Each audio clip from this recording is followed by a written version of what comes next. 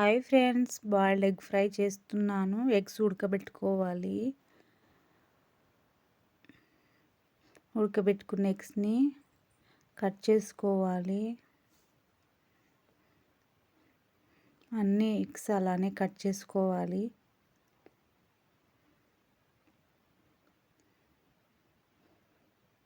అన్నీ కట్ చేసుకున్న తర్వాత ప్యాన్ పెట్టుకోవాలి. ఆయిల్ పోసుకున్న తర్వాత వేడైన తర్వాత పచ్చిమిర్చి వేసుకోవాలి. ఆనియన్ వేసుకొని కలుపుకోవాలి. కొంచెం సాల్ట్ వేసుకోవాలి.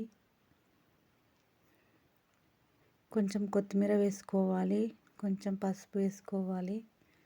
కొంచెం కారం వేసుకోవాలి. కొంచెం కరివేపాకు వేసుకోవాలి. కలుపుకోవాలి. ఎగ్స్ వేసుకోవాలి. కలుపుకోవాలి.